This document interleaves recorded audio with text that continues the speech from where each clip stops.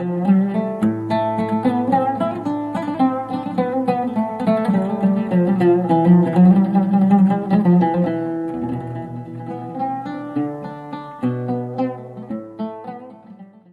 الله الرحمن الرحيم. حمد وسپاس بأو خداي كده فرمي يا أيها الذين آمنوا كتب عليكم الصيام كما كتب على الذين من قبلكم لعلكم تتقون. رحمة مهرباني بوسرجاني پیغمبري پیشوا صلى الله عليه وسلم ده فرمي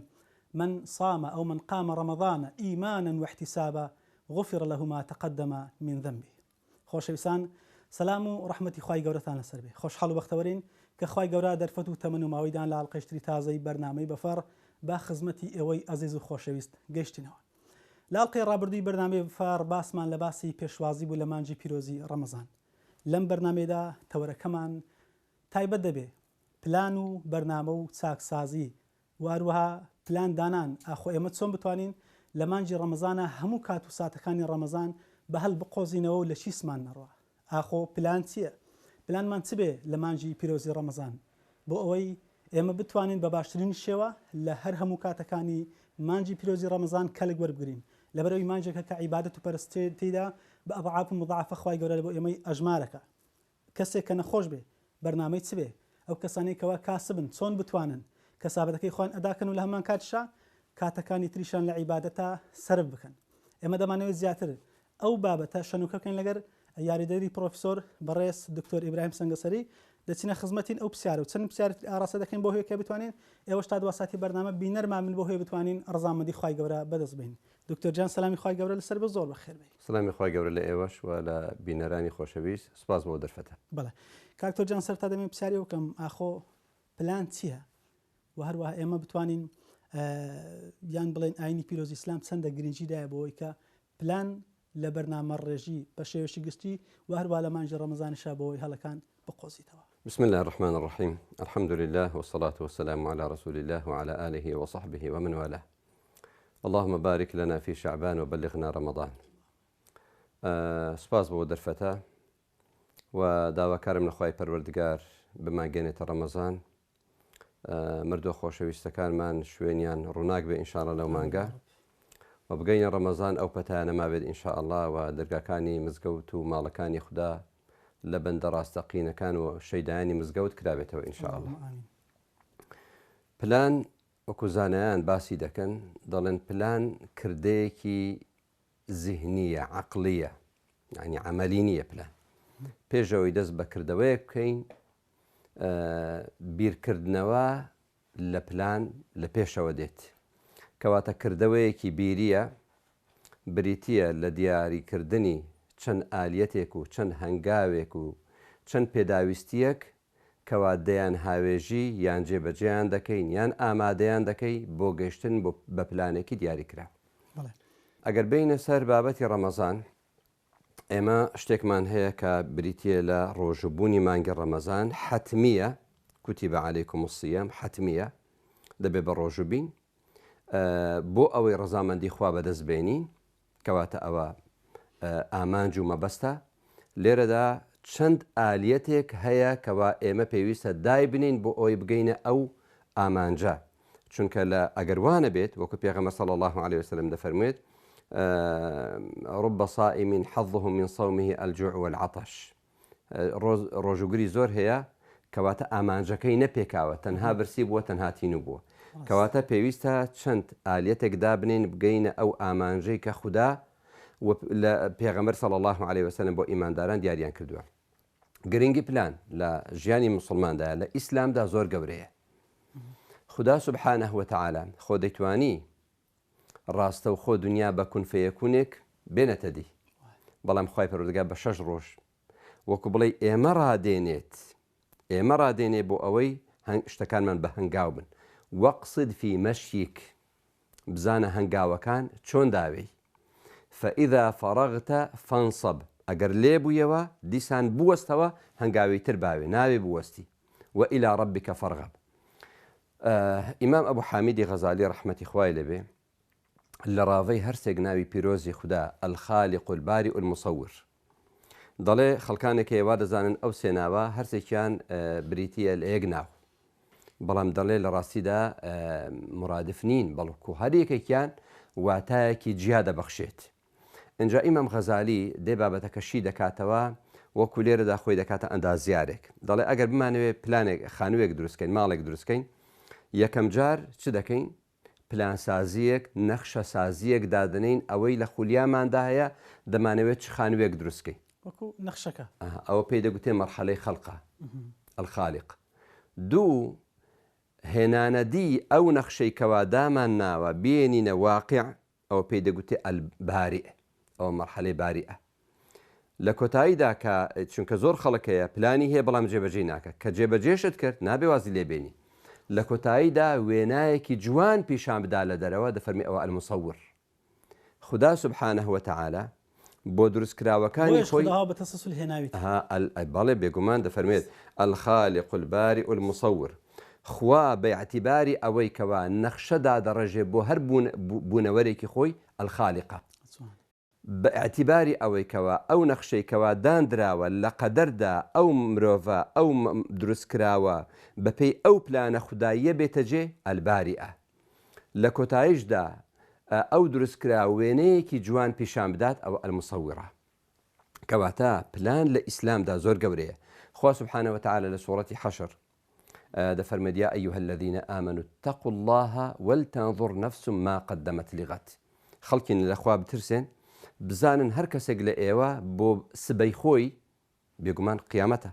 چ شتێک پێشکەش دەکات چ شتێک پێشکەش دەکات بەڵکو لیغات وشەکە گشتگیرە دەتوانی بڵێ من بەیانیش پێویستە پلانم هەبێت چ دەکەن لە دنیاش پێویستە وەکو پێغەمبەر فەرمی صلی الله عليه وسلم هەندێکیان دەفەرمون قسەی هەندێک زانایە مەغبون من استواه یومه ئەو کەسە دۆڕاوە ئەوەی دوو ڕۆژی وەکو یەک بن دەبێ ئەوڕۆم لە دوێنێ باشتر بوو بێت سبەشم لە ئەوڕۆ باشتر بوو بێت. کەواتە پلان بۆ مانگێکیش زۆر گرنگە پلان بۆ مانگێکی زۆر پێمان دەڵێن هەم لە قورئانیش و هەم لە فەرمودا شیرنەکانی پێغەمبەر صلی الله علیه و سلم زۆر گرنگی بە پلان و نەخشە سازی دانرا. زایمە باسمان لە باسی پلان و بەرنامە ڕێژە لە مانجی پیرۆزی ڕەمەزان چەندە پێویست ئێمەمان وەکو موسڵمان بەرنامە ڕێژیمان هەبێ لە مانجی پیرۆزی ڕەمەزان. لە سەرەتا ئاماژەیەکی زۆر گشتکەم پێ کرد گوتم خوا لە چەند شوێنێک ئێمە ئاگادار دەکاتەوە بەرەو شتێکی زۆر گەورە دەڕۆین. يا أيها الذين آمنوا كتب عليكم الصيام كما كتب على الذين من قبلكم لعلكم تتقون. هەموو شوێن کەوتوانی پێغەمبەران ڕۆژویان گرتووە. جوانتری ڕۆژوش ڕۆژووی ئیسلامە ئەو مانگە جوانەکە دانراوە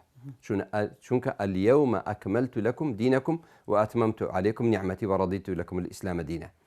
کەواتە خوا لێرەدا ئاماژەمان بۆ پێمان دەفەرمێ وریابن ها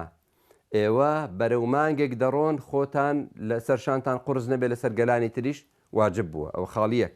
لاتان ئاسایی بێ. خاڵی دوو خوای پەروەردگار لە کۆتا شەوەکاندا باسی لەیلەة القەدر دەکات ئینا ئەنزەلناه فی لەیلەة القەدر بووکی شەوان جوانترین شەو شەوی قەدر ڕۆژەی بەڕێتان کرد ئیدی کۆڵ مەدەن پێویستی بە بەرنامەیەکی زیاتر هەیە پێویستی بە بەرنامەی زیاتر هەیە. پێغەمبەر صلی الله عليه وسلم لە چەند فەرمودەیەک زۆر دەمانترسێنێ ئەگە پلانمان نەبێت. ئەو فەرمودەی کەوا صحیحە سێ جار پێی بەرز کردەوە بەسەر قادرمەی مینبەری پیرۆزی لە هەرسێکیدا فەرمووی ئامین. ئەوانش گوتیان پێغەمبەری خوا صلی الله عليه وسلم سێ جار فەرمود ئامین. جاری یەکەم بە ڕەمەزان دەستی پێ کرد. جبریل فەرمووی ئەو کەسەی دەگاتە ڕەمەزان ئەوەندە کۆشش ناکە ناگاتە ئاستی ئەوەی خوا پاکی بکاتەوە بادور بێ لە ڕەحمەتی خوا. منج گوتم بادور بێت ئامین. کەواتە کارەسات زۆر خەتەرە. کەواتە وەکو پێچەوانەکەی چییە؟ پێچەوانەکەی ئەوەیە ئەو مانگە ئەو فەرمودەی جونابر لە سەرەتادا گوتت من صام رمضان إيمانا واحتسابا غفر له ما تقدم من ذنبه. ئەوەی ڕەمەزان بە ڕۆژوو بێت باوەڕی پێ هەبێت و چاوەڕی پاداش کە خوا لە تاوانی خۆش دەبێت. شەوەکەشی من قام ليلة القدر إيمانا واحتسابا غفر له ما تقدم من ذنبه. يعني من قام رمضان إيمانا واحتسابا غفر له ما تقدم من ذنبه. ئەوی شەوەکانی تەراویح بکە شەو نوێژ بکە یا شەوانی ليلة القدر هەڵبستێتەوە خوا لە تاوانی خۆش دەبێت. کەواتە لێرەدا ئەوە پێمان دەڵێت ئەگەر مسلمان ئامادە بێ بە دروستی ئەو ڕەمەزانە جێبەجێ بکات و پلان سازی و نەخشە سازی بۆ بکات دەبێتە براوە دەبێتە براوە خوا لە تاوانی خۆش دەبێت دەیکاتە ئەهلی بەهەشت ئینشاءالله قەدەری خۆش و گەورەی بۆ دەنووسێ لە قەدەری خراپ لای دەدات کەواتە پێویستە ئەو پەیامە بگاتە هەموو خۆشەویستان و مسلمانان ئەو مانگە مانگێکی زۆر گەورەیە پێویستە بە پلان و بە نەخشە هەیە نەخشەش طبعاً کە چووی ناو ڕەمەزان نابێت دەبێت لە ئێستا بە خۆمانی بۆ ئامادە پرسیارەکەم لێرە ئەوەیە مامۆستاجان ئێستاکەمانە چەند ڕۆژێشتر ئیشاڵڵا دەگەینە خزمەتی مانجی پیرۆزی ڕەمەزان بەر لەوەی بگەین ئێمە پلان و بەرنامەمان چبی چۆن نەخشە سازێک بکەین چۆن خۆمان ئاوا دەکەین لەوە مانگە ئەگەر کەسێک بێوە سەفەر بکە پێشی چەند مانگ دەست بە ڤیزە وەرگتن دەکات وە بە گوێرەی ڤیزێ ئەو وڵاتە ئایا بە ئاسانیە بە قورسی دەدرێت دوای ئەوە بیر دەکاتەوە پێویستم بەچی هەیە جانتایە جلو بەرگە پێویستم بە پارە هەیە پێویستم بە ئەو شتانێکەوە زەڕوڕە هەمووی خۆی ئامادە دەکات پێشەوەی بە چەند ڕۆژ پێشەوەی سەفەر بکات ئەو ڕەمەزانە ئەو مانگە پیرۆزە گەشتێکی ڕوحی ئیمانی زۆر گەورەیە پێویستە ئینسانی ئیماندار پێشتر خۆی بۆ ئامادە بکەوەکو لە هەندێک ئەثەر هاتووە پێشینانمان 6 مانگ دەیانگوت خوای ڕەمەزانمان لێ قبول بکەی 6 مانگەکەی تر دەیانگوت خوای بە سەلامەت بمێنگەینە ڕەمەزان وەکو لە هەندێک ئەثەری تر دەیان فەرمووچی خوای بەرەکەت بخێ شەعبان و ڕەجەب و شەعبان و بمانگەینە ڕەمەزان ئەوە خۆ ئامادەکردنێکی نەفسیە بۆ گەشتن بە ڕەمەزان ئینسان لە ڕۆح و جەستە پێکاتەوە کە سەفەرشی جەسەی دەکەی ئەوەندە گرنگی پێدەدەی خۆ ڕۆح زۆر ئەولاترە گرنگی زیاتری پێ بێگومان ئەوەی کەوا خەتەرە خوا نەخواسە ئینسان کە چووە ناو ڕەمەزان پلانی نەبێ هەروە دەکەی ڕەمەزان خلاص بوو کەسانی وا هەیە لەو ڕەمەزانەدا چەند دەها ختمی قورئانی کردووە دەستی بە زیکر و یادی خوا کردووە دەستی هەژارانی گرتووە بەخۆی داهاتوێتەوە کەسی واشمان هەیە لە ڕەمەزان چاتۆتە ژوورێ و لە ڕەمەزان چۆتە دەرێ وەکو خەڵک وەڵا خەڵک بە ڕۆژ دەبێ منیش بە ڕۆژ دەبم ئەو پێپلانی ئەو بێپلانیا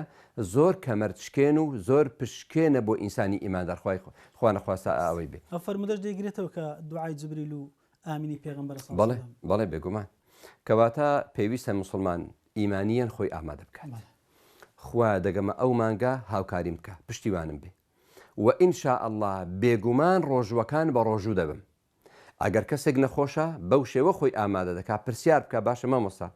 من ناتوانم بە ڕۆژوو بم بەڵام ئەدی چ دەکەم ئەوەش خۆی بۆ ئامادە بکە لە ڕووی خێزانی من زۆر جار سەرەتا دەمێت لە عیباتەکان دەست بکەم دکتۆر بەڵێ بەس ئەو بابەتە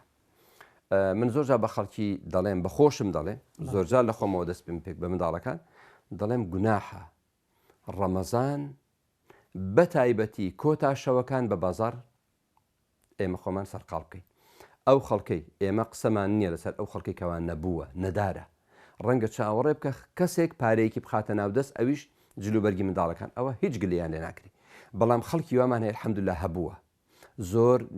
بەدەستیەوە هەیە پارەی دانراوی هەیە گوناحە هەتا دەگەنە ڕەمەزان ئەو کەسانە پێویستی ڕەمەزان جەژن نەکردن با لە ئێستاوە یان شەوی یەکەمی ڕەمەزان مارکێتەکان بەرناکەون تەراویحیان دەڕوات وڵا ئەو ڕۆگۆشمان نەکرەوە جارێک یعنی بەیەکەوە بووین دیتم بازار قەرەباڵغا گوتم دەبێ وەعد بێت شەوی یەکەم یان ڕۆژی یەکەمی ڕۆژوی مانگی ڕەمەزان بە بێگۆشت بیکەین خۆ دنیا خراپ نابێت ئەو ڕۆناچینی مارکێتەکان بە تەراویحمان نەڕوە چونکە کە گوشتیان بەیانی ڕەمەزانە تەراویح لەو شەوە دەست پێ دەکات قورئان خوێندین لەو شەوە دەست پێ دەکات بۆیە زۆر گەرنگە خەڵک مارکێتینگی خۆی شتکردنی خۆی نەک بۆ ڕەمەزان بۆ ڕەمەزان و بۆ جەژنیش تەواو بکە زۆر یعنی زۆر خەمساردیە خەڵک واز لێبێنێ هەتا دەگاتە دەشەوە پیرۆزەکان ئەجا خەریکی وەڵاشتی ناوماڵە و چوکلێتە و جلوبەرگی منداڵە ئەو کاتە دوو هەڵە هەیە یەکەمیان ئەتو ئەو شەوە پیرۆزان لە دەست خۆت دەدەی و هەروەها بازاڕیش بەرناکەون سێ هەموو نرخەکانیش گران بوون بۆیە ئەو بابەتە زۆر گرنگە ئەو کەسانی کەوا یەکەم جارە بە ڕۆژوو دەبن پێویستە پرسیار بکەن خۆیان ئامادە بکەن ساڵی یەکەمە بە ڕۆژوو دەبی واجب چییە ئەو حکومە شەریعانێکەوە بەرەو ڕوومان دێ ئەوە هەمووی دەکەوێتە خۆ ئامادەکردن و پلان سازی و پلان ڕێژی بۆ ئەوی پێشەوەی بگەینە بابەتی یان ناو مانگی ڕەمەزانی پیرۆز لە ڕەمەزان هەندێک عیبادەت تایبەت کراوە لەبەرەوەی خوای گەورە ئەزوو پاداشی زیاتر دەدا بە بەندەکانی ئێمە چۆن بتوانین پۆڵێنی ئەو عیبادەتانە بکەین لەبەر ئەوەی تا عیبادەتەکانمان هەمە زۆر بن و ئەجر و پاداشیشی زۆرش بەدەست بێنین ئەگەر سەیری کۆی گشتی دقەکانی قورآانی پیرۆز و فەرمودەی پێغەمبەر صلی الله عليه وسلم تایبەت بە ڕەمەزان بکەین ئەومان بۆ دەردەکەوێ خاڵی یەک پێشەوەی بینە سەر پۆلێنکردنیان هەست پێ دەکەین خوددا سبحانه وتعالى مانگی ڕەمەزانی کردوتە خولێکی ئیمانی چڕ و پڕ مسلمانی لەسەر ڕادێنێ بۆ ئەوەی نەکرد ئەو مانگە بە قورسی بەسەر ببات بۆ ئەوەی خۆ ئامادەکردن و ڕاهێنان بکات بۆ ئەو مانگەکانی کەوادادێت خولێکی چڕ و پڕی ئیمانیە هەر کەسێک بە ئیمانەوە هەر کەسێک بە خۆشەویستی ڕەمەزانەوە بچێت تام و لەزەت و چێش لە عیبادەت و پەرستشەکان وەربگرێ لە کۆتایی مانگی ڕەمەزان هەست پێ دەکات چۆتە ناو خولێکی ئیمانی وەرەگرێ بێگومان ئەو جارەگە سەیری کۆی گشتی ئەو عیبادەتانە دەکەی کەوا لە ڕەمەزاندا هەیە سەروی هەمویان ڕۆژوو من صام رمضان من صام لله يوما باعده الله عن النار 70 خريفة خدا حفتا صاڵی لە دۆزەخ دوور دەخاتەوە کەواتە ئینسانی ئیماندار بە بابەتێکی ڕوحی لەگەڵ خوا تەعامل دەکات کەوا من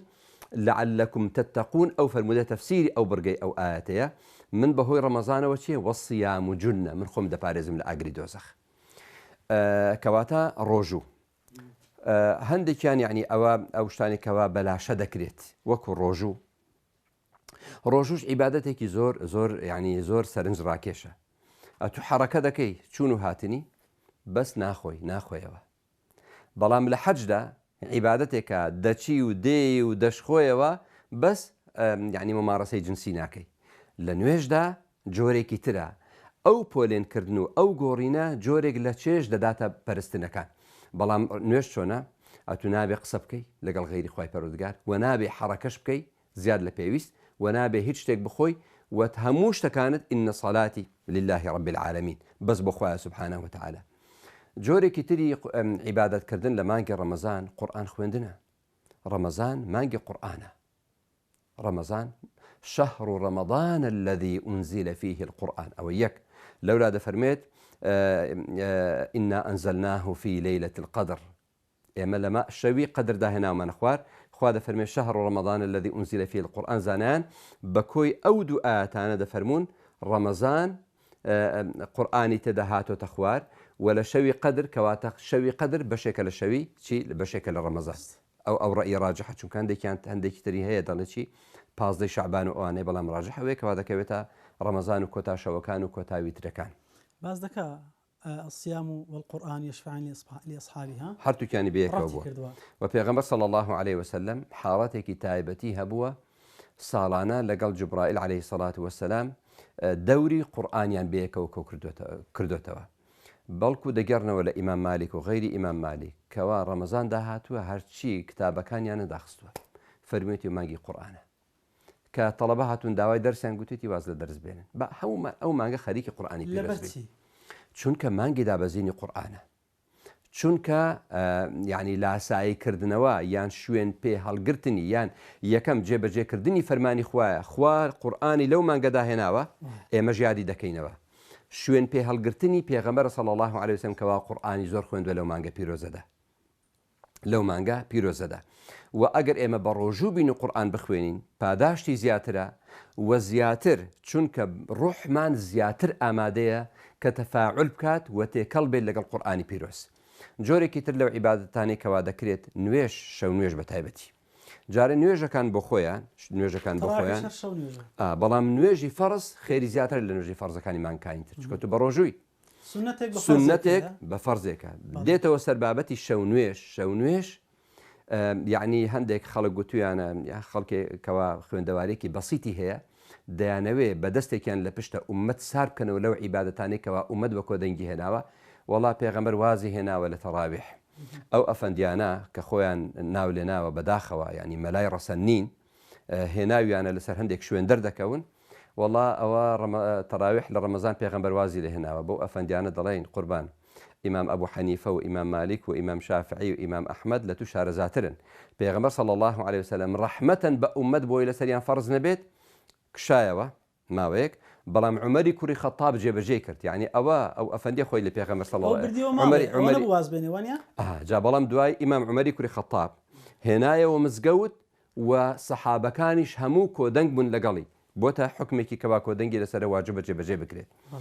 بابەتێکی تر یعنی هەندێک عیبادەتی خواردن هەیە دەبێت بە عیبادەت بخۆی. یەک لەوانە چێ پاشێو تەسەحەڕوا فإن في السحور بەڕەکە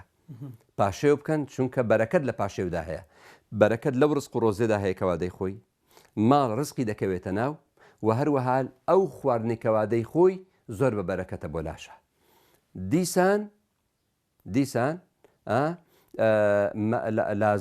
لا يزال أمتي بخير ما عجلوا الفطر وأخروا السحور. أمتم لەسەر خێرە هەتا زوو بەربانگ بشکێنن چونکە ئێستا هەندێک خەڵک سەیری شیعەکان دەکا و کەیفی خۆیانەوە بۆ چوونی خۆیان هەیە بەربانگ دەنگ دەشکێنن. نە ئەهلی سنت زۆر پەلە دەکەن هەر کە بانگیدا یەکسەر شتێک دەخۆن. ئەو خواردنەش چییە؟ بە هەر شتێک ڕۆژە دروستە بشکێنی حرامە هیچ نەخۆی. ئەوە یعنی چی؟ نا ئەوە یعنی سنووردانان یا ئەڵڵا چۆن هەتا سەعات 6:50 واجب بوو من هیچ نەخۆم ئێستا فەرمانت پێکردم لە 6:51 خولەک من شتێک بخۆم دەیخۆم هەر شتێک بێ بەڵام باشترینیان چیە خوورمایە وەکو پێغەمبەر صلی الله عليه وسلم بابەتی طبی زۆر لێکیانداوە بە ئەو بابەتە بەجێ بێڵێن بۆ پزیشکە خۆشەویستەکان و ئەگەر نەبوو ئاو و هەر شتێکی تریش شتێکی ئاساییە. هەندێک بابەت هەیە یعنی عیبادەتەکانی ڕەمەزان عیبادەتێکی بەس بەدڵ دەکرێت بەس بەدڵ دەکرێت زمانیش ناجوڵێنی بیرکردنەوەیە تەفەکوڕە لە عیبادەتی لە گەورەی خوای پەروەردگار لە ئەسما و صیفاتی خوای پەروەردگار بەرهەمی ئەو عیبادەتانت هەر هەمووی چییە؟ دڵە و ڕوح و گیانت دەجۆشێن بەرامبەر خوای گەورە سوبحانەه وتعالە. چۆن ئەدا دەکرێت دکتۆر جان؟ چۆن ئەدا دەکرێت؟ زۆر گرنگە ئێمە کە بە ڕۆژوو دەبین هەمیشە ئەومان لە خەیاڵ بێت ڕۆژوو بەو شتانە نابێکەوە ڕەمەزان پێش ڕەمەزان بۆمان حەڵاڵە. ڕۆژوو بەو شتانە دەبێت ئەگەر ئاوێک بۆ من ئێستا حەڵاڵ بێ بیخۆمەوە خوا لەبەر ڕۆژوو لێم حرام کات ئەدی غەیبەتێک کەوا لە ڕەمەزان و غەیری ڕەمەزان حرامە تەواو هەر لێی دوور دەکەمەوە. نەزەرێک گومان بردن واز هێنان لە شتە خراپەکان ئەو قورئانەی کەوا دەیخوێنمەوە هەوڵ دەم مسحەفێک بێت ئەوانەی کەوا عەرەبی دەزانن ئەگەر وشەی تەرجەمەی وشە قورسەکانی لەگەڵ بێ زۆر باشە ئەگەر نەبوو ئەوەی کەوا کوردیزانە هەندێک ئێستا تەفسیرمان هەیە یان وشەی وشە قورسەکانی ڕاوە کردو ئەوەی تر ئاسان دەبێ لێی تێبگەی کە نوێژ دەکەی خێرا نەبیانی بەداخەوە زۆر نوێشکەران مامۆستایان لە مزگەوت هەراسان دەکەن بە دوادا دەگەڕێن وەڵاهی ئێمە لەو مزگەوتە لە سەعات 7:30 بانگی عیشایدا ئێمە سەعات 8 لە تەراویحش بووینەوە ئەوە زۆر ئازایەتی کردووە. مع العلم خۆی پێویستە مامۆسایان مراعاتی نوێشکارەکانی خۆیان بکەن بەڵام تەراویح ئیمام نەوەوی و زۆربەی زانایان دەڵێن سنەتە ئینسان لە تەراویحدا ئیمام ختمی قورئان بە نوێشکارەکەم بکەن بەڵام دەبا ئێستا مامۆستایەک نیو لاپەڕەش نەک لاپەڕەیەک نیو لاپەڕە بخوێنێ بزانە خەڵک چۆن ئۆ کاکە وەڵا ئێوە زۆر ئێمە چوین لای مامۆستایەک زۆر تەواوی کردی ئەوە زۆربەی یعنی بە مەمومەکە دەڵێ بۆ نمونە کە ئەو کاتت هەیە زێڕین لە چی سد نەڕوا زۆربیان دەچن چ دەکەن لە ماڵان دادەنیشن پاڵ دەدەنەوە. باوەڕتان بێت چەند شتێکەیە ئەگەر لە ژیانی ئومەتدا نەبووە کارە سادە خوڵقە. یەک لە ئاستی ساڵ ئەگەر حەج نەبووایە چونکە کۆی ئومەت بەخواوە ڕەبت دەکات لەسەر ئاستی ساڵ دیسان ئەگەر ڕەمەزان نەبووایە چونکە ڕەمەزان حەج 2.5 ملیۆن کەس ڕەبت دەکات بەڵام ڕەمەزان کۆی ئومەت منداڵە بچووکەکانی زان باوکو دایکیان بە ڕۆژن ئەویش جۆرێک شۆڕژ لە ماڵدا دەخولقێت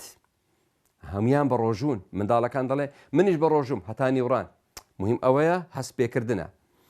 لەسەر ئاستی مانک ئەگەر لە هەفتانە نوێژی هەینی نەبووایە ئەو ئومەتە چۆن ئینحیرافی دەکرد لەسەر ئاستی ڕۆژ نوێژەکان بۆیە یعنی ئەو مانگا دووبارە نابێتەوە کێ دەڵێ خوا لە دوعایەکی کڕنووشی تەراویح لە من خۆش نابێت. پێغەمبەر صلی الله عليه وسلم ڕۆژێک بەلای گۆڕێکدا ڕۆیشت فەرمووی ئەوە گۆڕی کێیە قەبری کێیە؟ پێغەمبەری خوا فڵان سەحابەیە یا ڕەبی خوا لێی خۆش بە فەرمووی واللهی ئێستا دوورکەعات نوێش بە هەموو دنیا ناگۆڕێتەوە. تەسەوور بکەن ئەو خۆشەویستانەی پار ڕەمەزان لەگەڵمان بوون ئەو ساڵ لەگەڵمان نین، نامەی کردداریان پێچرایەوە بەو کردەوە ڕۆژنەوە لای خوای پەروەردگار، ئەجا تێیاندایە خۆی کوشتووە لە قورئان خوێندن، لە دوعاکردن، لە تەراویحی درێژ. ئەگەر لە مزگەوت لێبۆتەوە هاتووە چ دەکات؟ لە ماڵی خۆی تەراویحەکانی کردووە. ئەو مانگا دووبارە نابێتەوە لە کیسخۆمانی نەدەی. ئێمەمان فێری ئەوە بووین لە مانجی ڕەمەزانە شەو ناخەوین، لەگەڵ نەخەوتنەکە بە هەدەری دەدەین، خۆمان مەشغوڵ دەکەین بە تۆڕە کۆمەڵاتیەکان و هەر چێشتر لە بابەتانە. چەندە هەڵەیە وە چی بکەین بتوانین کە شەوەکەش هەڵقۆزینەوە، هەم تێیدا بخەوین و هەمیشتەوەی بتوانین پاشێ بکەین. دەستخۆش وڵا ئەو پرسیارە شتێکی بیرهێنامەوە. ئومەتی ئیسلام ڕەنگە زۆر بەمان ئێستا ئێمە وەکو تاک ئامادەکاریمان نەکرد بێ بۆ ڕەمەزان، بەڵام دوژمنانی ئەو دینە و دوژمنانی عیبادەت 1 ساڵە ئامادەکاری دەکەن. چۆن؟ ئەو مسلسلانەی کەوا ئامادە دەکرێت بە ملیار دۆلار، چونکە باشترین دراماکان دەخەنە کوێ؟ دەیخەنە ڕەمەزان. ئەو خۆنیان عیبادەتی خوای پێ بکەن، ئەوانە دێن پلانەکانی شەیطان لە ڕێگای میدیا ژەهراویەکانەوە، لە ڕێگای ئەو دراما ژەهراویانەوە بێن ئومەتی ئیسلام لە خشتە ببن. وەکو بڵێ ئەو فەرمودەی پێغەمبەریان کە ئیمام نەسائی ڕیوایەتی کردووە، شەیطان گوتی وعزتك لأغوينهم ما دام الأرواح في أجسادهم. سوێن بە عیزەتت هەتا ڕۆح لە گیاندا بێ من لە خشتیان دەبم. خوش فەرمووی وعزەتی وأجلالی لأستغفرن لهم ما دام يستغفروني. منیش سوێن بە عیزەت و جلالی خۆم هەتا پەشیمان بنەوە منیش لیان خۆش دەبم. ئەگەر دیقەت دەی لەسەر ئاستی جیهان نەک لەسەر ئاستی مسلمانانیش، هەندێک مسلمانی نەزان و گێلیش دراماکان ئامادە دەکەن بۆ ئەوەی چ بکەن؟ ئێکسپایری ڕۆژووی مسلمانانی پێ بکەنەوە. کەواتە من بۆ ئەوەندە ساویلکە بم، بۆ خۆم خاوەن نەخشەی خۆم نەبم، بکەومە ناو نەخشەی ئەوانی تر، ببمە بەشێک لەوەی کەوا سەیری ئەو میدیانە دەکات. ئەجا کوڕێک ئافرەتێکی حرام لە باوەش دەکرێت،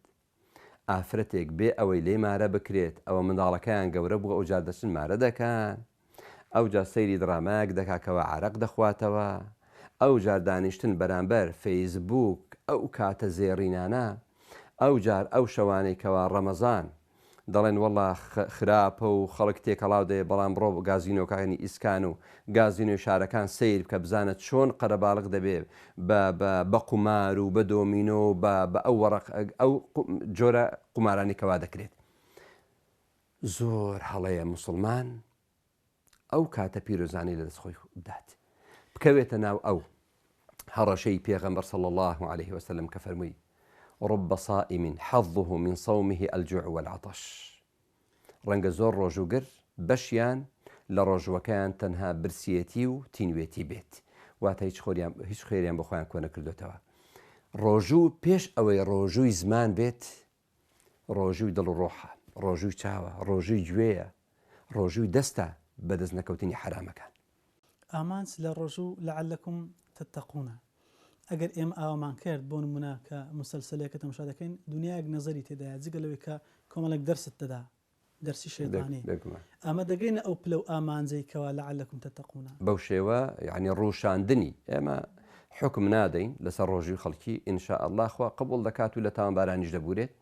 بەڵام لە ڕاستیدا ئەو کەسانە دەچنە ناو خەتەرێکی گەورە و ڕۆژووی خۆیان دەڕوشێنن. ئەگەر هیچ نەبێ ڕۆژووی خۆیان دەڕوشێنن و زۆریشیان هیچ بەرەکەت لە ڕۆژوودا نامێنێت. بەڵێ لە مانجی پیرۆزی ڕەمەزان لە ڕووی کۆمەڵایەتیشەوە بۆ نمونە گەیاندنی سلێ ڕەحم ئەزر و پاداشێکی زۆری هەیە و قەتعەکەشی قەتعی ڕەحمی خۆیان لەگەڵ بەندەکانی. ئێمە چۆن بتوانین ئەو سیلێش جێبەجێکەین، هەم ئەزری لێوەرگرین و هەمیش نەبێنە مایە زەحمەت لە بۆ دۆست و ئەحباب کە سەردانیانەکەین. جێبەجێکردنی خزمایەتی، پەیوەندی، بەردەوامبوونی خزمایەتی لەگەڵ خزمان، بەتایبەتی باوک و دایک لە سەروی هەمویان، ئەو جار ماڵ و منداڵ، براو خوشک، مام، پور، خاڵ، و ئامۆزاکان ئەوانەی کەەوە یعنی میرات و خزمەتیان هەیە لە نێوان یەکتردا ئەوە واجبێکی گەورەیە. واتقوا الله الذي تساءلون به والأرحام يعني واتقوا الأرحام أن تقطعوها وريابا نام بچڕێنێ. شتێکی زۆر جوان هەبوو ساڵان پاش تەراویح خەڵکان سەردانی یەکتریان دەکرد هەتا پێشەوەی بگەنەچی کۆتاشەوەکە شتێکی زۆر باشە. پێویستە ئینسانی ئیماندار ئەو مانگە بگاتە مانگی نوێبوونەوەی خزمەتی بە سەردانیکردن ئەوەی کەوا دوورە تەلەفۆن بۆشتی حرام بەکارمێنە بۆشتی باش بەکاری بێنی. خاڵێکی تر ئەوانەی کەوا خوا پەیداون ئاگایان لەو خزم و دۆست و نزیکانە بێت کەوا لە ئاستێکی هەژاریدا دەژین چ بە زەکات بێ و بە غەیری زەکات بێت وابکە ئەوانش لە خۆشی ڕەمەزان و جەژندا بژین بێکەوە. کەواتە خەڵکانێکی زۆر دەبینین دەست خۆشیان لێ دەکەین بە تایبەتی هەندێک ڕێکخرا و خوای گەورە پاداشتیان بداتەوە ئەگەر ئەو ڕێکخراوانە خوای گەورە نەیکردبانە هۆکار لە ڕاستیدا هەژاران لە حاڵەتێکی زۆر خراپدا دەژیان. دەبینی ڕەمەزان ئیشیان ئەوەیە کۆکردنەوەی زەکاتە جێگای متمانن ینی دەوڵەمەند نابێت زەکاتی خۆی تەسلیمی هەر کەسێ بکە نە دەبێ یان تاکید بیکەوە هەژارە یان هەندێک ڕێکخرا و هەرن زۆر جێگای متمانن و هەروەها زۆر زیرەکن لە دۆزینەوەی هەژاران ئەو ڕێکخراوانە دەستخۆشیان لێ دەکەین و هەروەها هەندێک ڕێکخرا و عەفمکە ئیشیان ئەوەیەکەوە ئەو قوتابیانەی کەوا بۆ نمونە لە هەولێر میوانی شاری هەولێرن دەخوێنن لە بەشە ناوخۆیەکان خواردنیان بۆ حازر دەکەن یعنی هەنگاوێکی زۆر درەوشاوەیە لە مانگی ڕەمەزاندا خوای گەورە نمونەیان زۆر بکات ئەوە هەمووی جێبەجێکردنی بواری کۆمەڵایەتی و ئاگالێبوونی هەژاران و خزمان و دۆستانە. ئەزرەکەی لە ئیعتیکاف و قورئان خوێندن زیاتر نەبێ کەمتر نییە. بێگومان نەخشە سازی هیچ هەڕەشەی لەسەر لە ئیسلامدا ئەگەر ئەرەیە چین؟ ئەوانەی کە باسمان کردن بەڵێ زۆری لەسرە ئینسان یعنی زۆر جار خەڵک هاتووە پرسیاری کردووە مامۆسا لە ڕەمەزان تووشی زینا بوو بۆ تووشی زینا بووە لە سیرکردنی فیلمی خراپ لە پاراستنی چاو ئەو گەنجانەی کەوا دەچنە گازینۆکان ئەو گەنجانەی کەوا دەچنە نێرگەلەخانەکان ئەگەر نیوەی مزگەوتێک پڕ بێت بەڵام دەوری هەر مزگەوتێک پڕیەتی لە نێرگەلەخانە و گازینۆکان پڕیەتی لە گەنج بەداخەوە ئەوە هەڕەشەیە. دراماکان هەڕەشەیەکی زۆر جددی و گەورن بۆیە پێغەمبەر فەرمووی صلی الله عليه وسلم ئەوەی کەوا دیسان هەڕەشەی کرد فەرمووی ئەو کەسە دوورە لە ڕەحمەتی خوا کەوا دەگاتە ڕەمەزان و خواری خۆش نابێ یعنی ئەوەندە کۆشیشی نەکردووە یعنی ئەوەندە کۆشیشی نەکردووە ئەدی دەبێت تاوانی ئەو کەسانەی کەوا نەک بۆ خۆیان دەبنە هۆکاری ئیفسادکردن و تێکدان و ئێکسپایرکردنی ڕۆژی خەڵکانی تریش ئەوەندە لە خوا ناترسێت شەوانی ڕەمەزان گازینۆکەی دابخات نێرگە لە خانەکانی دابخات بەداخەوە هەندێک جار غەیرە مسلمان مراعاتی مسلمان دەکات بیستمانە غەیرە مسلمان مراعاتی مسلمان دەکات احتیرامی ڕۆژۆکەیان دەگرێت بەڵام مسلمانەکە دەچی گازینۆ دەکاتەوە بەڵام مسلمان دەچێت نێرگە لە خانە دەکاتەوە بەڵام مسلمان دێت ئەوەی خوا پێی ناخۆشە لە ڕێگای ئەو سەتەلایتانەی ئەو کەناڵانەی بە خێروبێری ئەو وڵاتە بەڕێوە دەچن دژاتی دینی ئەو خەڵکیان پێ دەکات بەخۆشیان دەڵێن مسلمان بەڵێ ئەو خەڵکانی کەەوە شەو ڕۆژ خەریکی پۆبجین خەریکی فەیسبووکن خەریکی چاتینگن خەریکی تەلەفۆنکردنن هەمووی ڕەشەیە لەسەر حەقیقەتی ڕۆژ و مانگی ڕەمەزانی پیرۆز چیان پێ دەڵێ دووبارە پێیان دەڵێمەوە ئەو مانگە مانگێکی هەلێکی زێڕینە زۆر لەو خۆشەویستانەی کەوا ڕۆیشتون پار و پێرار و ساڵەکانی پێشتر براوە بوون بە ڕەمەزان توێشوویەکی باشیان لەگەڵ خۆیان بردوتە ناو قەبر و گۆڕ زۆریش لەوانە بەداخەوە زمان حاڵیان دەڵێن ڕەبی ارجعونی لعلی ئەعمل صالحا فيما تركت یا ئەڵڵا بمگێڕەوە بابێمەوە سەرگۆڕ بۆ ئەوەی ئەو حەقیقەتەی کەوا بینیومە و ئیسیفادە لە دنیای خۆم بکەم بیکەمە مەزرعە کەلا نەخێر ئیمانداریش تەمەنا دەخوازێ بێتەوە ئەوەی کەوا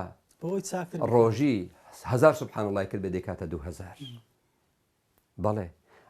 ئەو کەسانی کەوا هیچیان پێ ناکرێنە خوێندەوارنی بەس سبحان الله الحمد لله لا إله إلا الله زۆر لە ڕۆژوگرەکان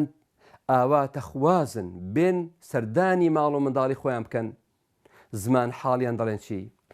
یا لەیتە قەومی یعلمون بما غەفەڕ لی ڕەبی وجعلنی من المکرمین خۆزیە خانەوادە و گەل و هۆزی من دەیزانی خوا لێم خۆش بوو زۆر ڕێزی لێگرتم ئەو ڕۆژوە دنیای لێکردم بە بەهەشت بەردەوام بن گەرم و گوڕ بن لە سەرمانگی ڕەمەزانی پیرۆز پلانە تەندروستیەکان لە ماژی پیرۆزی ڕەمەزان چۆن بێوەستە ئەو بابەتە یعنی تەفسیلەکەی بۆ دکتۆرە خۆشەویستەکان لێ دەگەڕین بەڵام ئەوەی کەوا گرنگە پابندبوون بەو ڕێنمایانەی کەوا شەریعەت بۆی داناوین یەکەم خواردنی پاشێو پێغەمبەر صلی الله عليه وسلم هەمیشە پاشێوی بە خورما کردووە لە کاتی پاشێوکردن بەڵێ پاشێویش خورما باشترین شتە ناڵێن بەس خورما بخۆ بەس لەگەڵ شتەکانی تر خورماش بخۆن پاشێو نەکردن شتێکی زۆر هەڵەیە خەڵک دەڵێ مەعیدەم دێشێت بۆ چونکە کە نوێژی بەیانی کە دەکسە دەخەوێتەوە بەڵام بادابنیشێ پاش نوێژی بەیانی ماوەیەک دابنیشێ زیکر ویرد بکات تەواو ڕۆژوەکە ئەوەی کە خواردوێتی حەل بووە ئازاری لەسەر نامێنێ بەڵێ کاکتۆر دوای ئەمە کە نوێژی شێوان بە کۆمەڵ ئەنجامدا دواتریش تەڕاویح کرا ئەگەر سەردانێکت کردیان لەگەر ماڵ و منداڵ خۆ دانیشی دواتر بخەوی خەڵکانێک کە ناخەون تاکەی بخەون وەکەی هەڵبستن خۆی نەخەوتن بەس بۆ دەشەوەکانی کۆتاییە بەس بۆ دەشەوەکانی کۆتاییە ئەویش پلانی تایبەتی دەوێت ئەویش پلانی تایبەتی خۆی دەوێت لەبەوەی بەدەن حەقی لەسەر ئەوش دەبێت کەمە دەبێت لەوێدا شەوانە ئینسانی ئیماندار کە لە تەراویح و لە ئیلتیزامات تەواو بوو بێ بخەوێت هەڵیش بستێتەوە بە سەعاتێک بە 40 دقیقە پێش نوێژی بەیانی چ بکە پاشێو بخوات تەهەجود شتەکانی تەواو بۆ ئینشاءالله دیسان بەربانگ شکاندن کە بەربانگ دەشکێنی خۆمان وێران بەڵێ پاژنوێژی بەیانی خۆی یەکێک لە پلانەکان ئەوەیە هەر ئیماندارێک خۆی ڕابێنێ لەسەر ئەو شتانی کەوا ساڵانی پێشتر نەیکردووە لەو ڕەمەزانەدا ڕاهێنانی لەسەر بکات بۆ نمونە کەسی وامان هەیە بە حیات نوێژی تێشتەنگاوی نەکردووە ئەو نوێژەی پێغەمبەر صلی الله عليه وسلم لە سەفەریشدا تەرکی نەکردووە دەتوانێت بڵێ ئینشاءالله یەکێک لەو شتانەی کە ڕەمەزان هەتا تەواو دەبێت نوێژی تێشتەنگاو دەکەم لە ڕۆژ هەڵاتن پاش ڕۆژ هەڵاتن بە چارێکێک دەست پێ دەکات تا پێش نوێژی نێوڕان باشترین ئەوەیە کە لە مزگەوت بمینێەوە ئەگەر بۆت کرا بەڵێ لە شوێنی خۆی نەجوڵێت یان کە لە شوێنی خۆشی جوڵا هەر لە مزگەوت دابنیشێتە تا هەڵدێت ئەوانێک کە ناشتوانن لە فەرمانگە شتەکانن دەتوانێت هەر کاتێک نوێژی خۆی بکات دوایی بەربانگ شکاندن لە بەربانگ شکاندن وریابین خۆمان وێران نەکەین پێغەمبەر صلی الله عليه وسلم بە خورما و بە ئاو ڕۆژووی دەشکاند نوێژی دەکرد ئەو جار چی دەکرد نانی دەخوارد بۆیە خەڵکانێکی وامان هەیە کە دەستی پێکرد ڕاستە و خۆ کە بەربانگیشکان خواردنێکی زۆر دەخوات شۆبرەیەکی زۆر دەخوات خەڵکی وامان هەیە دەڵێ وەڵڵاهی من ناتوانم بەربانگ بشکێنم بەبێ تورشیات بەربانگ بشکێنم دەبێ پاقلاوەشی لەگەڵ بێ دەبێ هەموو ڕۆژێ گۆشیشە بێ ئەوە زۆر خەڵکمانەیە یعنی خۆی ئینسان ئەگەر یعنی ئەوەی کە دکتۆرەکان دەڵێن ڕۆژبوونێکی تەندروست بگرین لاشەشمان جواندا دەبەزێت بەڵام خەڵکی وامان هەیە لە ڕەمەزاندا لە بری ئەوەی لاشەیدا بەزێ قەڵەوی زیاتر دەکات بۆ دەبێت تورشیاتە بێت دەبێت پاقلاوە هەبێت دەبێت هەموو ڕۆژێ گۆشتە بێت بێگومان دەبێت مسلمان کە ڕۆژوشکان بخوا کەمە بخوا وەشتی قورسیش نەخوات ئەو شتانە زۆر گرنگن یعنی وریابین خۆمان زۆر بە بەرتاو نەدەین یعنی ئەوانەی خۆی گەورە پشت و پەنای ئەوانە بێکەوە بە ڕۆژوشن ئیش دەکەن یا ڕەبی خوا موعینیان بێت کۆڕۆنا گۆڕانکاری لەسەر پلانی ڕۆژەوان دەکایەنە بێگومان چۆن بە کورتی دکتۆر بە کورتی ئیجابی و سلبی هەیە ئەگەر خوا نەخواستە کەرەنتین دروست بێت ئینشاءالله دروست نابێتەوە خوا بەزەی بە هەژاراندا بێتەوە و داواکارین لە خوای پەروەردگار الفتاح الرحیم العلیم و المقتدر دەرگای ماڵەکانی خۆیمان بۆ بکاتەوە لە ڕمانگی ڕەمەزان ئەگەر ڕەمەزان خوا نەخواستە کەرەنتین بوو ئەو خەڵکانی کەوا ئیشیان دەکرد زیاتر مەجالیان هەیە کەوا چ بکەن یادی خوای پەروەردگار بکەن قورئان بخوێنن ئەوە ئینسان ئیستیغلال دەکات ئینسانی ئیماندار لە میحنەتەکانیش شتی جوان بەرهەم دێنێت بۆ لایەنی سلبیشی ئەوەیە خوا نەخواستە مزگەوت نەکرانەوە خۆ ئێمە نابێ دابنیشین وەڵام من تەڕاویح ناکەم چونکە مامۆستا خۆ لە لای مامۆستانیم لە پاش نوێژی عیشا کە نوێژی عیشامان پێشەوە نوێژی عیشا بکەیت دوور کەعات سنت نوێژی عیشا دەکەین سەلامتدایەوە دوور کەعاتی سنت ئەو جا دەست پێ بکە بە تەراویح حەزر لێبێ 11 دەکەی حەزر لێبێ لەگە ماڵ و منداڵی خۆت هەر کەسێک بەس فاتحە و قول هو الله ئەحەدی ڕەوان بێت نوێژی تەراویحی دروستە تەواو تەراویحەکان لە ماڵی خۆت بکە زیکری خوای گەورە بکە قورئان ئەگەر دەزانی بخوێنەوە تێشی بگە ئەگەر نازانی بەس بخوێنەوە ئەگەر نازانی بخوێنیەوە بەس قورئانێک لە لای خۆت دابنێ گوێی بۆ بگرە و سەیری چونکە سیرکردنی مصحفیش عیبادەتی خوای پەروەردگارە. نەخۆش پلانی نەخۆش پلانی تایبەتی هەیە بەڕاوێژ لەگەڵ ئەو پزیشکێکەوە سەردانی دەکات بۆ نمونە نەخۆشمان هەیە فشاری خوێن زەختی هەیە پێویستە لە دکتۆرێکی زیرەکی ئەمین بپرسێت یان نەخۆشی شەکرەی هەیە نەخۆشی کلیەی هەیە نەخۆشی شێرپەنجەی هێداوە لە ناوی خوای گەورە ئەشافی دەکەین شیفای هەمویان بۆ بنێری ئەوانەی کە تووشی کۆڕۆنا بوون پێویستە سەردانی پسپۆری دکتۆری خۆی بکە دکتۆرێکی زیرەکی ئەمین ئەو دو سیفەتانی تێدا بن زیرەک بێت و ئەمینیش بێت کە گوتی مەگرە نابێ ڕۆژوو بگرێت. زۆر خەڵکانمان هەیە شەکر دەڵێ ناتوانم بە ڕۆژوو بم خوا ساڵان دەی فەرموو بە ڕۆژوو بە ئێستا دەفەرین بە ڕۆژوو مەبە بۆیە خوا نەخواستە کەسێک شەکرەی هەبێ هەر بەردەوام بێ لەسەر بە ڕۆژوو بوون شەکرەکەی زیاتر بێ کلیەی خۆی ڕابوەستێت گوناحی دەگا بەرامبەر خۆی. من بە هەموو بە خۆشەویستان دەڵێم خوای گەورە شیفاتان بە بنێرێ من دەزانم واسهێنان لە ڕەمەزان شتێکی زۆر قورسا بەڵام ڕۆژوود نەگری باشترە لەوەی کەوا بەیانی نەتوانین نوێژەکانیش بکەیت. بۆیە نەخۆش پێویستی بە پلانێکی تایبەتی هەیە ئەوانێک کە دەتوانن بە ڕۆژوو دەبن بە ڕۆژوو دەبن ئەوەی کە دەتوانێت ڕۆژێک ناڕۆژێک بە ڕۆژوێ با ڕۆژێک بە ڕۆژوو بێت ئەوەی کە ناتوانێت هیچ بە ڕۆژوو نەبێت بە هیچ بە ڕۆژوو نەبێت و کەفارە دەداتەوە. دەستخۆش بێ دکتۆر جان خاوەن کارەکانیش بە کورتی وشمان پێ بڵێ خاوەن کارەکان ڕاستی ئینسان خەڵکی زۆر بە هیممەت دەبینی یعنی ئەوانێک کە خاوەن کارن دەتوانن بەرنامەی پلانی خۆیان جیاب وەکو ساڵان نەبێت وەکو مانگەکانی تر نوێژی بەیانی کرد با دەست بکە بە ئیش لەبری ئەوەی هەتا ئێوارە بە هەتا لە سەعاتدا ئیش بکات ئەو کاتە ڕێبکەوێت لەگەڵ خاوەن کارەکە چ کرێ کەمتر وەربگرێت یان یعنی ڕێکەوتنێ بکات لەگەڵی ئەو کەسەی کەوە بژێوی مانگی ڕەمەزانی هەبێت بتوانێت بە ڕۆژوو بێت یان بژێوی مانگی ڕەمەزانی هەبێت نەتوانێت بە ڕۆژوو بێ نابێ ئیش بکات مەگەر لە ئیشەکە فەسڵ کرا ئەوە شتێکی تر لەو کاتەدا جۆرێک لە عوزر هەیە. ئەو کەسەی کەوا هیچی لە ماڵ نەبوو پێویست بوو بچی کرێکاری بکات چونکە لە ماڵیان هیچ خواردن نەبوو دەتوانێت ئەو کەسە ڕۆژوو بشکێنێت ئینشاء الله دەتوانێت لە پاییز و لە ڕۆژە کورتەکاندا بیگرێتەوە. دوا ئەمەشگاری جەنابی کاکتۆر جان کوتای بەرنامە دەست خۆشیتان لێ دەکەم ئیمانیەن و نەفسیەن خۆمان ئامادە بکەین بۆ پێشوازی ئەو مانگە خۆشەویستە ئینشاء الله ومێدمان زۆر بێ ئینشاء الله خوای گەورە لەو مانگەدا کۆڕۆنا بڕەوێنێتەوە. داوا لە هەموو کەناڵە میدیایی و میدیاکارەکان دەکەم لەو ڕەمەزانە ببنە سەربازی خوای پەروەردگار نەبنە سەربازی شەیطان و ئەو کەسانەی کەوا نەفرەتیان لێکراوە واز لە ڕۆژ و گران بێنن کەش و هەوا و یان کەشی جوانی ئیمانی و ڕۆحی ئیمانداران تێک نەدەن. زۆر بەڕێز پرۆفیسۆر یاریدەر دکتۆر ئیبراهیم سەنگەسەری مامۆستای زانکۆ خوای گەورە پاداشی بەخێرداتەوە ئەزیەتمان دەی. خوا پاداشی ئێوەش باتەوە زۆر سپاس. بینەرانی بەڕێز و خۆشەویست تارێ لەگەڵتان بووین بۆ پێشکەشکردنی ئەڵقەمجارەی بەرنامەی بەفار خوای گەورە تەمەن باقیکە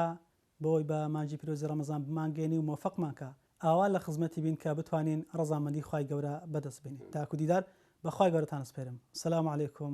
ورحمة الله وبركاته.